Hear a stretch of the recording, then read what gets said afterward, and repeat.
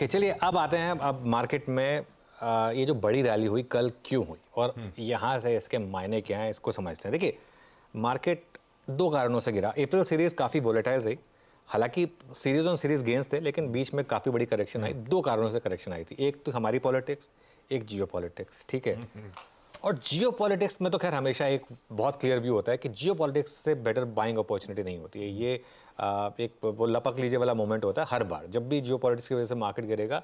उस हमेशा ऑब्वियस उस समय आपको डर लगेगा, लेकिन फिर आपको रियलाइज होगा कि नहीं ये तो कोई हमारे ऊपर तो कोई इम्पैक्ट ही नहीं है इसका। और उसका सबसे बड़ा एग्जांपल था इवन इंडिगो का शेयर जो जिसने आपको बहुत अच्छी अपॉर्चुनिटी दी थी। तो ये सब हमेशा चलता रहेगा, ये बाइंग अपॉर्चुनिटीज थी। प्लस वो वैसे भी टेंशन नहीं बढ़ी तो एक मामला वहाँ पर खत्म हो गया था। और ये हमने डिस्कस भी किया था कि वो मार्जिनल यूटिलिटी वाला कॉन्सेप्ट अप्लाई होगा, एक दो दिन दिक्कत आएगी उसके बाद मार्केट चलेगा। घरेलू फ्रंट पर जो आई थिंक हमारी कल भी बात हुई थी, वोटर टर्नआउट को लेकर बहुत लोगों ने गलत एजम्पशंस निकाले हैं। मैं अभी भी बोल रहा हूँ कि ये जो लो वोटर टर्नआउट है इसका मतलब ये नहीं है कि एनडीए इन ट्रबल। उसका सबसे बड़ा एग्जांपल दूं, तमिलनाडु और केरल में 2019 के इलेक्शंस में एनडीए ने एक भी सीट नहीं जीती थी, एक भी सीट। अब दोनों में वहां पे पूरी वोटिंग हो चुकी है, तमिलनाडु और केरल में। 2019 के मुकाबले दोनों स्टेट्स में 8 से 10% कम वोटिंग हुई है। अब इसका मतलब क्या है, अब वहाँ पर कौन ट्रबल में। तो इसके लिए ये चीज़ें ना कई कारण है। आई थिंक तो गर्मी काफ़ी बढ़ रही है। एक बार कई बार क्या होता है कि अगर आप एग्जिस्टिंग सरकार के अगेंस्ट अगर कोई बहुत ज़्यादा गुस्से में नहीं है तो आपको कोई बहुत ज़्यादा मतलब नॉर्मली तो जो हिस्टोरिकल पॉलिटिकल रीडिंग वो तो मैंने यही सुना था कि जो अगर बहुत ज़्यादा टर्नआउट होता है तो वो सरकार बदलने के लिए होता है नॉर्मली। तो इसके लिए मुझे ये लग रहा था कि थोड़ा सा ये जो चीज़ थी ये मतलब थोड़ी सी गलत थी। और जो प्राइम मिनिस्टर की बॉडी लैंग्वेज है, एक मेरा व्यू ये है कि अभी कोई दिक्कत नहीं है, एनडीए कमिंग बैक। कल मैं एक किसी व्हाट्सएप ग्रुप में पढ़ रहा था कि हंग पार्लियामेंट, मुझे नहीं लगा हिंदुस्तान में हंग असेंबली और हंग पार्लियामेंट वाले दिन चले गए। हंग कुछ नहीं होता है इस देश में इस पार या उस पार। ये चीज़ आप समझ लीजिए, वोटर इतना समझ गया उस चीज़ को कि उसको हंग वंग से कोई मतलब नहीं है, इस पार या उस पार की लड़ाई होती है यहाँ पर। और मेरा तो व्यू उसमें वही रहने वाला है। कल एक और चीज़ अच्छी हुई, कल पहले एस्टिमेट्स आए मॉनसून को लेकर और ये एक एस्टिमेट आया कि या तो नॉर्मल या अबव नॉर्मल मॉनसून आएगा। आई थिंक ये एक और अच्छी चीज़ थी क्योंकि हमारे लिए मॉनसून एक बड़ा ट्रिगर होता है। और एक और चीज़, नंबर्स क्या शानदार आ रहे हैं। आई थिंक पिछले हफ्ते हमने एक चीज़ डिस्कस की थी कि अब सारे आईटी के नंबर्स जा चुके हैं, लार्ज कैप आईटी के। अब यहाँ से जो नंबर्स आएंगे वो पूरी की पूरी डोमेस्टिक इकोनॉमी ओरिएंटेड होंगे और वो नंबर्स अच्छे होंगे। नॉर्मली अर्निंग सीजन का सेकंड हाफ खराब होता है, लेकिन हमारे केस में अर्निंग्स का फर्स्ट हाफ खराब होता है क्योंकि आईटी कंपनीज आती हैं, और सेकंड हाफ हमारे लिए अच्छा होता है क्योंकि हमारी डोमेस्टिक कंपनियाँ आती हैं। कल एसबीआई सॉरी एक्सिस और आईसीआईसीआई के नंबर्स आपने देखे ही हैं, और उसके बाद क्या मार्केट ने इन दोनों स्टॉक्स को ज़बरदस्त री रेटिंग करके दी है। और अब एक व्यू बन रहा है कि यहाँ से क्वार्टर ऑन क्वार्टर मार्जिन भी इंप्रूवमेंट होगा। कल अल्ट्राटेक के नंबर्स आए थे, पोस्ट मार्केट आए थे नंबर्स, कल चला था ये स्टॉक, लेकिन मुझे लग रहा है आज भी चलेगा ये स्टॉक। और more than the UltraTech stock itself, एक चीज़ जो क्लियर है कि डोमेस्टिक इकोनॉमी यहाँ पर बहुत तगड़े नंबर्स आ रहे हैं। ये अगर देश की सबसे बड़ी cement company double digit growth दिखा रही है और अगर वॉल्यूम इंप्रूव कर रही है, उसका क्या मतलब है? उसका मतलब बहुत सिंपल है कि देश में सड़कें ज़्यादा बन रही हैं, पुल ज़्यादा बन रहे हैं, मकान ज़्यादा बन रहे हैं, सब बिक रहे हैं। इसी वजह से ये सब नंबर्स इतने स्ट्रांग आ रहे हैं और यही कारण है कि हमारी जो मार्केट है वो चल रही है। अच्छा, और ये वाली मार्केट चल रही है without any flows from FIIs. अभी तो एफआईआईज ने बाय करना शुरू नहीं किया इस मार्केट में। आप अज्यूम करिए कि अगर कभी उन्होंने बाय करना शुरू कर दिया तो ये मार्केट कहाँ जाएगा? उनके बाइंग के बिना ये मार्केट इतना चल रहा है। हाँ, उनकी रिलेंटलेस सेलिंग और हम खड़े हैं रिकॉर्ड उच्चतम स्तरों पे। निफ्टी बैंक पे निफ्टी भी वहीं खड़ा हुआ है ऑलमोस्ट। और क्या रिवॉर्ड कर रहा है बाजार अच्छे नंबर्स को। आईसीआईसीआई बैंक का हाईलाइट था, अल्ट्राटेक सीमेंट के इंटरनल्स बहुत मजबूत। खैर इन सब पे आऊंगा, आगे बातचीत होनी है सब चीजों पर। लेकिन अब जरा आज के संकेत, बढ़िया मूव्स एंजॉय कर रहे थे कल हम, और आज भी इंडिकेशंस ऐसे हैं गिफ्ट निफ्टी की तरफ से कि हम उसके ऊपर और 40-50 पॉइंट शायद ऊपर खुलने की तैयारी कर रहे हैं। 1/4% मजबूती के साथ गांधीनगर से आज के मंगलवार के क्यूज। अच्छा, इस बीच एशिया की मजबूती बढ़ रही है। सारे एशियन मार्केट्स आपकी स्क्रीन पर 1/4 से 1.5% के आसपास मजबूत। ये सारे एशिया की स्थिति ऐसी है। इवन अब चाइना भी अपने पीएमआई नंबर्स के बाद 1/4% ऊपर ही ट्रेड कर रहा है, सब मजबूत है। तो पर्सपेक्टिव में हम तो थोड़ा सा ठंडे नजर आएंगे आपको। और हैंडओवर जो यूएस से आया था, कल का 1/3% तीनों बेंचमार्क्स में उछाल और आज सुबह थोड़ा सा मिला जुला, क्योंकि आज शायद वो फेड की 2 दिनों की बैठक भी शुरू हो जाएगी, तो अभी फ्यूचर्स बहुत ज़्यादा हिले नहीं है, जहाँ थे वहीं है जहाँ पे कल की क्लोजिंग थी। नीरज जी बगल में बैठे हैं, पहले आप ग्लोब के समीकरण और ग्लोब का मूड समझ लेते हैं, उसके बाद आज के सेटअप पे उतरेंगे। कैसे लग रहा है भाई मूड? अच्छा है। देखिए, ग्लोबल से कोई प्रॉब्लम नहीं है। ग्लोबल में कल तेज़ी थी, जैसे अपने यहाँ रिजल्ट पर रिएक्शन हो रहा है वैसे उनके यहाँ भी हो रहा है। तो तमाम कंपनीज के रिजल्ट पे थे। कल टेस्ला की खबर हालांकि लीड कर रही थी वहाँ पे, कि चीन में वो गए और उन्होंने बैदू के साथ वो ड्राइवर असिस्टेंट वाला सिस्टम अप्रूवल हो गया, वो लॉन्च होगा। तो उससे मार्केट 15% टेस्ला चले और फिर वो S&P को खींच दे, ये हुआ कल। इस हफ्ते बहुत सारे बड़े बड़े रिजल्ट्स आने हैं। आज शाम को अमेज़ॉन के रिजल्ट आएंगे, आज शाम मतलब वहाँ के मार्केट क्लोजिंग के आसपास आएंगे, तो हम लोग कल सुबह पता चलेगा उसमें। तो मार्केट वहाँ पे एकदम लोकल रिजल्ट्स पे फोकस कर रहा है। फेड की बैठक चल रही है लेकिन उसका कोई असर नहीं है मार्केट पे, कोई चिंता नहीं, क्योंकि अब सब लोगों ने मान लिया है कि शायद दिसंबर से पहले कुछ नहीं होगा। तो इसलिए मार्केट उसको लेकर के बहुत परेशान नहीं है। हालांकि मीटिंग की जो कमेंट्री होगी वो इम्पॉर्टेंट होगी, उसको लोग सुनना चाहेंगे। तो मुझे नहीं लगता कि आज कुछ बहुत ज़्यादा रीड करने लायक है यूएस मार्केट से कि वहाँ क्या हो रहा है। दिन के दौरान अगर कोई फ्यूचर्स में उठापटक होती है तो देखा जाएगा, अदरवाइज नॉर्मल और पॉजिटिव संकेत लेके चलिए आप। नो भाई, इलॉन मस्क का ना आना, टालना उनके लिए तो वैसे मुनाफी की बात है। उनके लिए 15% उनका टेस्ला का स्टॉक उछल गया। अब लग रहा है कि वो चीन क्यों गए थे, बहुत जरूरी था उनके लिए। चलिए, तो ग्लोब से कोई दिक्कत है नहीं, बस बड़ा इवेंट सामने खड़ा है। इस बड़े इवेंट की अहमियत यह है कि ये कल शाम को आउटकम आएगा, हम कल छुट्टी एंजॉय कर रहे होंगे। महाराष्ट्र डे के चलते भारतीय बाजार, ध्यान रखिएगा, बंद है। तो हम जब ट्रेड रिज्यूम करने आएंगे थर्सडे को, तो इस फेड के फैसले पे, जिसमें शायद एक्सपेक्टेड तो ये है कुछ होगा नहीं, सिर्फ कमेंट्री इंपॉर्टेंट होगी। और कमेंट्री में भी ये देखना है क्या कोई सटल हिंट्स आ रही हैं, कब से ब्याज दरें घटना यूएस में शुरू होगी। इसके अलावा मेरे ख्याल से ज्यादा कुछ रीड थ्रू होना नहीं है कल। तो खैर, इन सब पे हम लोग थर्सडे सुबह रिएक्ट कर रहे होंगे। पहले लेकिन आज के सेशन की रणनीति पर जाऊं उससे पहले ट्रेड सेटअप समझ लिया जाए।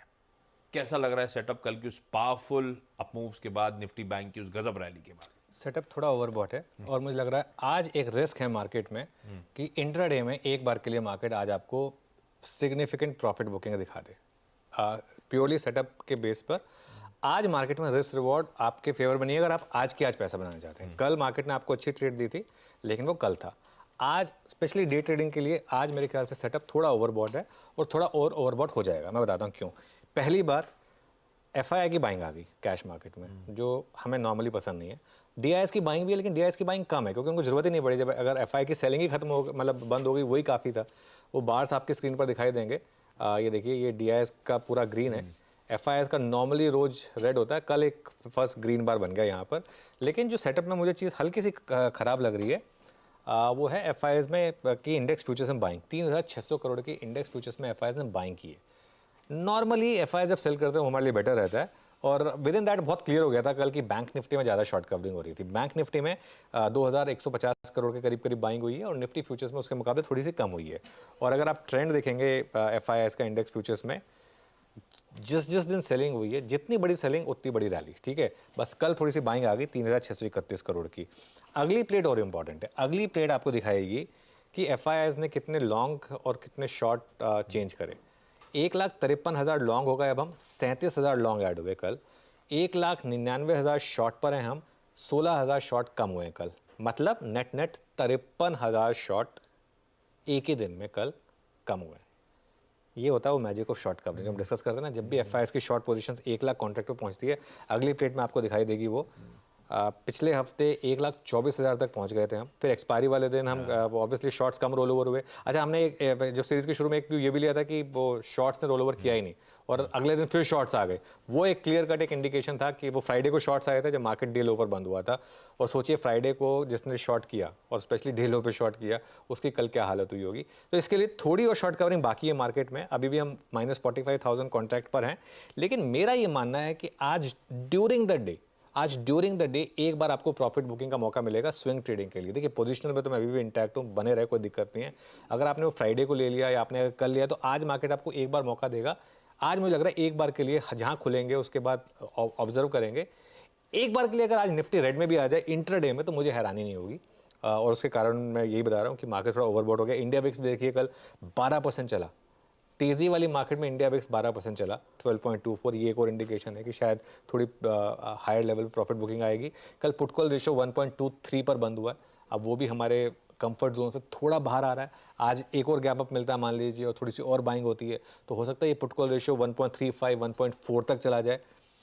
ये सारे कारण मुझे बता रहे हैं कि, और प्लस बाय तब करना होता है जब थोड़ा सा अनकंफर्टेबल हो, जब सब कुछ ही पॉजिटिव दिखने लगे और जब अब हर कोई पॉजिटिव बोलने लगे ना, मैं वहाँ पे थोड़ा सा कॉशियस हो जाता हूँ। तो मैं आज ना कोई फ्रेश लॉन्ग ऐड करने को नहीं बोलूँगा। फ्राइडे को फ्रेश लॉन्ग की बात हुई थी, कल फ्रेश लॉन्ग की बात हुई थी, आज फ्रेश लॉन्ग की बात नहीं है। आज अपनी एग्जिस्टिंग पोजीशंस को मैनेज करें और कल छुट्टी भी आ रही है तो थोड़ा उसको भी इंजॉय करना है, ठीक है। तो उसके हिसाब से आज मार्केट को अप्रोच करें। आज आपका रिस्क रिवॉर्ड जो है वो बहुत ज़्यादा फेवर में नहीं है। एक और कारण है 22,775 हमारा ऑल टाइम हाई है।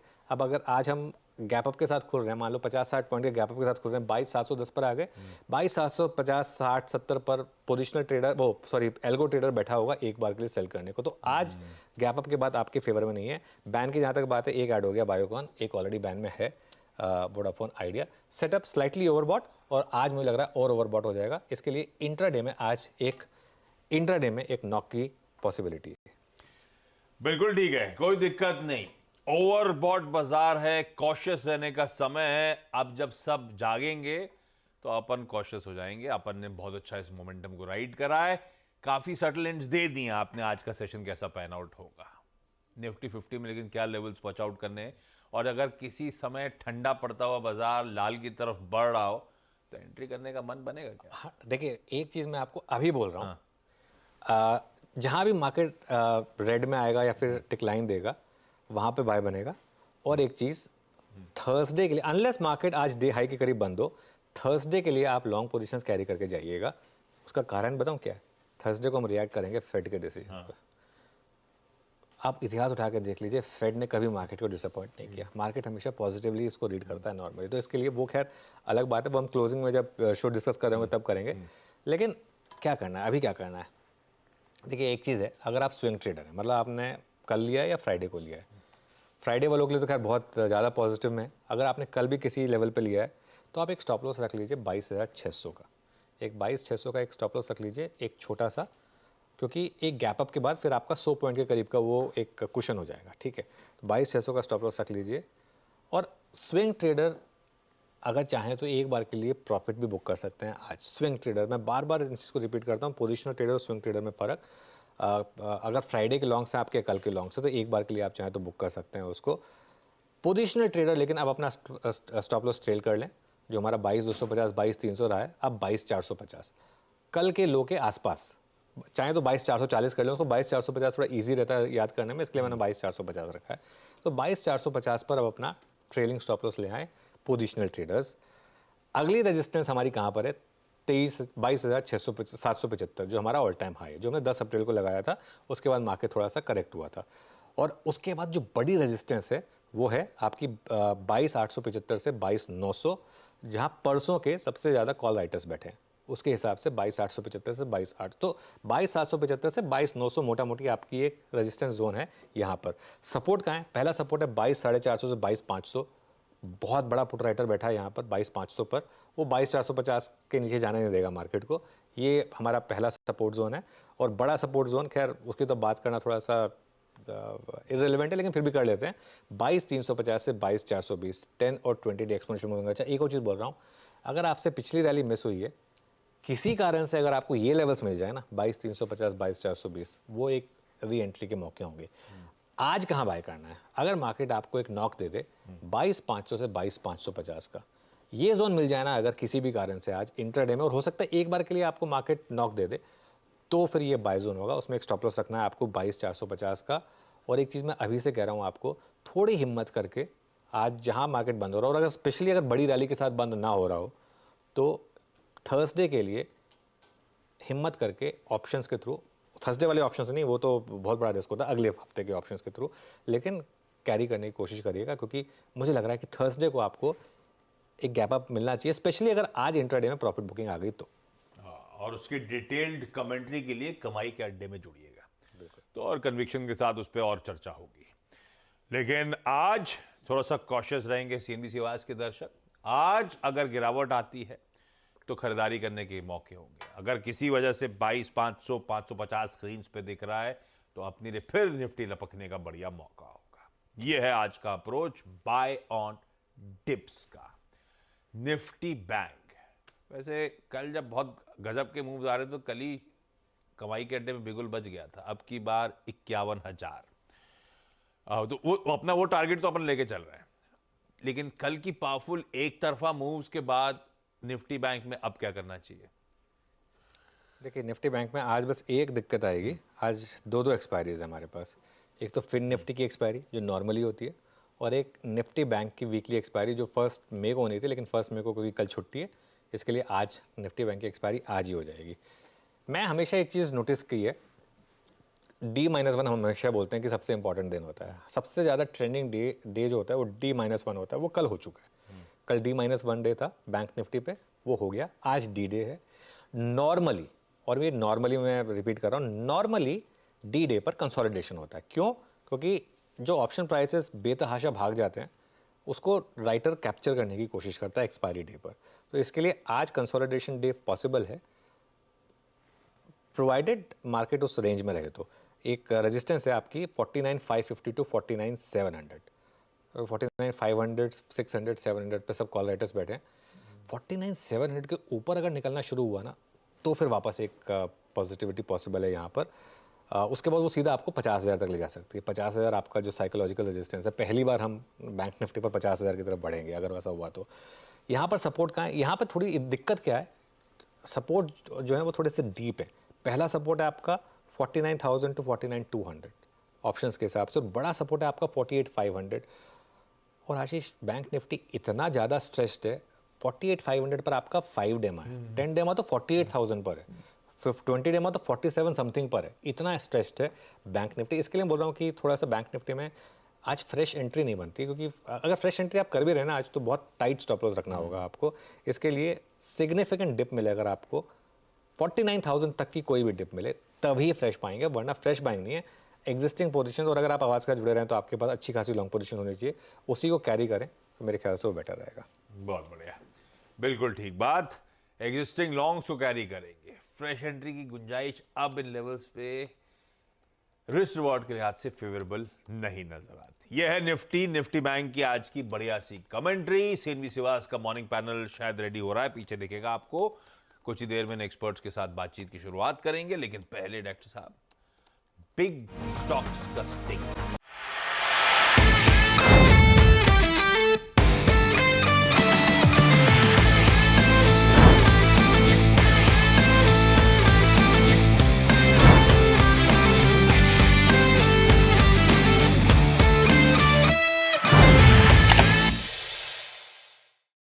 बता दें कि मनी कंट्रोल पर दिए गए विचार एक्सपर्ट्स के अपने निजी विचार होते हैं। वेबसाइट या मैनेजमेंट इसके लिए उत्तरदायी नहीं है। यूजर्स को मनी कंट्रोल की सलाह है कि कोई भी निवेश निर्णय लेने से पहले सर्टिफाइड एक्सपर्ट की सलाह लें।